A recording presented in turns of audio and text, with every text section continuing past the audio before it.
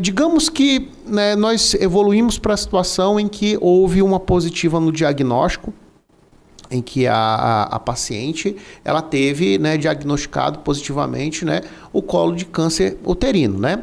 Aí nós temos os estágios aí, né? Se tem um estágio inicial, um estágio, né? Eu queria que você explicasse quais são a forma de tratamento dependendo do estágio, entendeu? Vamos lá, Eu queria que você excelente falasse um pouco sobre pergunta. isso. Nosso dia a dia é isso aí mesmo, tá? Então, como a gente tem 4 estágios do câncer de colo uterino, cada tratamento para um desses estágios, digamos assim. Quando eu tenho uma lesão confinada ao colo do útero, por exemplo, ela não ultrapassou os limites. Eu estou usando muito a mão porque fica fácil, claro, tá? fica à vontade. Não ultrapassou os limites do colo uterino e essa lesão mede até 4 centímetros, por exemplo, isso não usa uma régua, é o olhômetro mesmo, né? E aí a ressonância vem confirmar também, depois dos exames. Geralmente essa paciente é caso cirúrgico. Eu preciso ter um detalhe dela. Já tem prole constituída ou não? Ou seja, a senhora tem desejo de ser mãe ou já está suficiente seus 2 filhos, por exemplo? Agora, quando eu tenho um cenário de uma paciente que deseja ser mãe, eu posso ter outras armas para tratar o câncer do colo uterino. Eu posso usar a conização, que é a retirada da tampa do colo do útero. Eu posso utilizar uma outra cirurgia chamada de traquelectomia radical, é quando você amputa esse colo uterino para aquelas lesões que têm até 2 centímetros, é a via de regra da indicação, e você mexe nas ínguas dentro da cavidade, que faz parte do tratamento do câncer do colo uterino, a gente pesquisar as ínguas. Por quê? As ínguas são os primeiros locais onde o tumor pode mandar uma raiz, uma metástase, tá? Então, e quando a paciente já não deseja mais ter filhos, a histerectomia, a retirada do útero. Essa retirada do útero precisa ser muito bem estudada, porque não é qualquer histerectomia, senão todo mundo, tô com câncer, vai fazer qualquer histerectomia, resolve. Não, a gente tem critérios para saber se essa histerectomia pode ser simples, ou seja, uma do dia a dia, se eu tenho que dissecar o tecido lateral ao útero, a gente chama de parametrectomia, é um palavrão, mas eu tenho que explicar o que é, e retirada das ínguas. Então não é qualquer histerectomia que resolve o problema dessa mulher. Sair do 1, vim para o 2. Estadio 2 é aquela em que ele já ultrapassa os limites do colo uterino, invade o terço superior da vagina.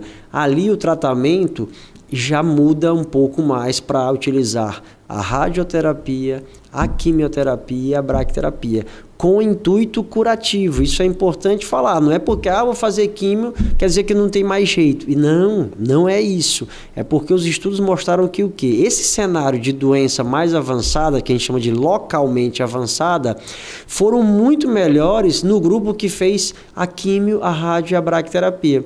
O grupo que operou, todos eles foram obrigados a fazer a químio, a rádio e a bracterapia. Só que quando o útero não está lá no lugar, a quimioterapia chega menos, a radioterapia é muito mais tóxica, a bracterapia não tem praticamente efeito. Então, eu aumento a toxicidade, ou seja, eu vou ter muito mais efeito colateral nessa paciente do que aquela que só fez quimio, rádio e bracterapia com o útero no lugar. Não sei se eu me fiz entender. Sim. Então, a gente explica muito, doutor, então não vou operar mais, não tenho mais cura? De jeito nenhum, ninguém falou essa palavra aqui. Tratamento, quando o tumor cresce ao redor do colo do útero, a gente utiliza a quimioterapia, a radioterapia e a bracterapia, que são outras formas de tratamento. Quimioterapia geralmente na veia, a radioterapia uma radiação. O paciente entra numa máquina onde tem uma radiação que vai queimar, propriamente dito, só o tumor. Só que o útero fica numa posição em que a bexiga está em cima, o útero e o reto.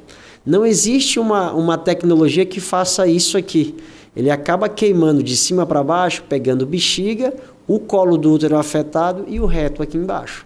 Então acaba tendo um pouquinho mais de toxicidade dessa paciente. Então essa paciente pode ter muito mais sequelas, muito mais um pós-tratamento muito mais doloroso, digamos assim, do que se ela tivesse descoberto mais inicial e operado, por exemplo. Operado por equipe bem treinada, as chances de complicações e sequelas são muito baixas. Então a gente vai aumentando o estadiamento. O que ficou evidente no câncer do colo uterino é que a partir do 2A2, que a gente chama, ou seja, um tumor que ultrapassa os limites do colo e pega a parede da vagina, até o paciente metastático é químio, rádio e braquiterapia. Então você perceba, é cirurgia ou químio, rádio e braquiterapia. Naquela paciente, infelizmente, que abre o quadro com doença no pulmão, doença no fígado, ou seja, que o tumor já espalhou para outros órgãos, aí só fica basicamente a quimioterapia exclusiva. Né? Então essas são as 3 formas que a gente sempre escreve durante as consultas para as pacientes, para que elas entendam as 3 modalidades de tratamento do câncer do colo uterino. E quando você vai desenhando, Ricardo, isso fica fácil da paciente entender.